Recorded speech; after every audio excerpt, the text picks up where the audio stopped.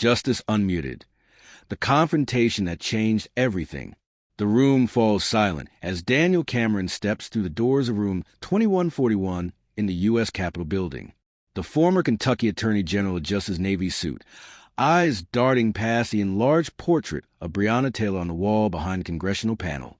Her face watches over the chamber like a silent witness, alongside the stark caption, 131 days without charges, a lifetime without justice.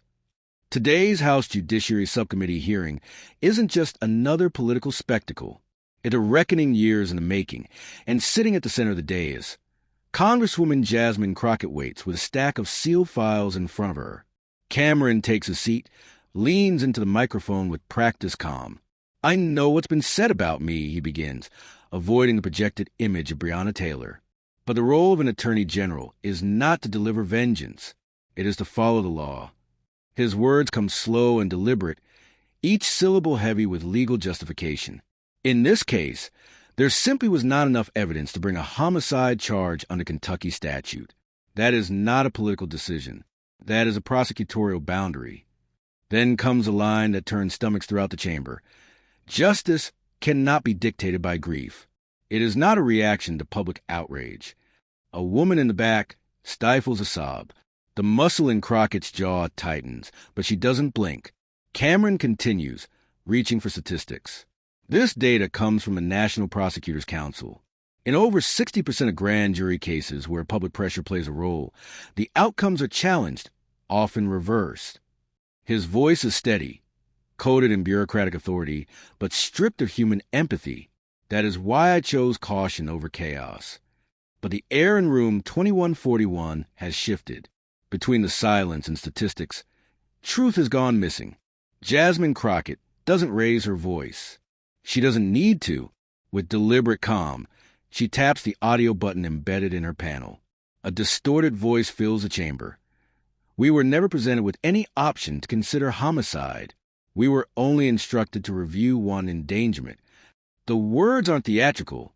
They're plain, dry, unemotional, and that's what makes them land like gunfire. A member of Cameron's own grand jury has just contradicted his carefully constructed narrative. Breonna Taylor's aunt brings her hand to her mouth. A young staffer drops his notepad. Crockett doesn't speak. She lets the weight of betrayal sink into the bones of everyone present. Then she reaches for a second document, an envelope bearing the seal of the Kentucky Bar Association's Ethics Committee. This letter was submitted just 6 months after the Breonna Taylor case was closed. She explains, her tone remaining steady, judicial, devastating. It includes formal concerns from senior members of Kentucky's own legal profession, stating that Attorney General Cameron exercised undue prosecutorial discretion, that he withheld critical charging options from the grand jury, violating ethical conduct and undermining the core function of the jury process. She locks eyes with Cameron. "Mr. Cameron, you stood before the nation and told them you followed the law. But you didn't let the system run its course. You rerouted it. You narrowed the path until only one outcome was possible. The room is still. Even the clicking of cameras has stopped. When you conceal the most serious charge, homicide, from a grand jury," she continues, voice low but clear, "you are not exercising caution. You are staging a conclusion, one written before the evidence was heard. The silence that follows doesn't simply linger. It grows roots throughout the chamber. And in that moment, Daniel Cameron's composure finally cracks. "I don't need to be lectured by someone who doesn't even live in Kentucky," he snaps, standing with hands flat against the witness table. His tone swells with defensive territoriality. "You come in here from Texas, wave some paper, play to the cameras, and think that gives you the right to question how we enforce justice in our state." No one moves. All eyes remain fixed on him. A man unraveling not because he's falsely accused, but because he's run out of places to hide. "Let's stop pretending this hearing is about justice," he says, voice laced with derision. "It's a show, and frankly, I won't sit here and play a role in Madam Microphone's latest act." The phrase, a nickname meant to diminish Crockett, drops like acid into the silence. But the chamber doesn't laugh. Everyone has just seen not the exposure of a witness, but the collapse of a mask. And Jasmine Crockett doesn't fire back with words. She doesn't need to. Instead, She reaches calmly into a thin matte black folder and extracts a single page, a verified internal email from the Kentucky Law and Order Fund, a political action committee that supported Cameron's campaign. This was sent exactly 21 days before your office announced no homicide charges in the death of Breonna Taylor. She says, reading directly from the document. Contribution needs to be expedited to ensure Cameron maintains communication stability in light of Breonna's decision. Subject line, let's not anger the FOP before November. The phrase lands like a brick dropped on glass. One law clerk near the back whispers, that's game over. So I ask you, Mr. Cameron, Crockett continues, her eyes never leaving him. Was it prosecutorial discretion that led you to withhold homicide charges from a grand jury? Or was it this?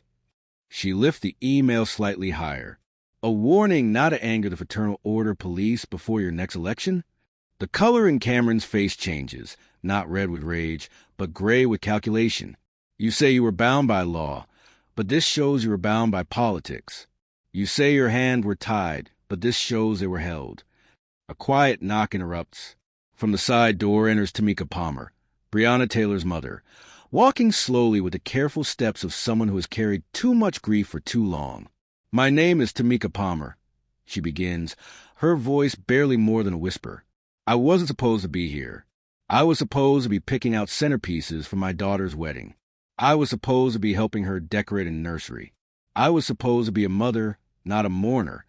Looking directly at Cameron, she continues, I found out that no one would be charged with killing my daughter from the news. I sat in my living room and watched you tell the country the grand jury had done its job. Except I wasn't everyone else. I was her mother, and you didn't think I needed to know first. Her voice cracks, but she keeps going.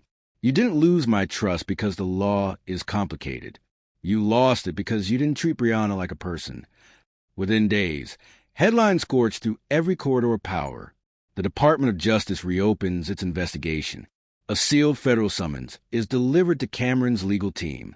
The official DOJ letter cites potential violations of both the Civil Rights Act and federal prosecutorial ethics guidelines, explicitly naming withheld charging options, coordinated external influence, and grand jury obstruction. Cameron is summoned back to Congress, this time before a special Judiciary Oversight Subcommittee on Prosecutorial Misconduct, a body convened only 3 times in the past 2 decades. Outside, across the country, a movement erupts. What started as derision, Madam Microphone, is reclaimed as a rallying cry. Images of Jasmine Crockett standing at a podium, calmly gripping a microphone, spread across social media. Signs appear at marches. Truth isn't loud. You just chose not to listen. Silenced women are still dangerous. We stand with Madam Microphone. Meanwhile, behind a locked office door in the Rayburn building, Jasmine Crockett retraces Breonna's story from the beginning.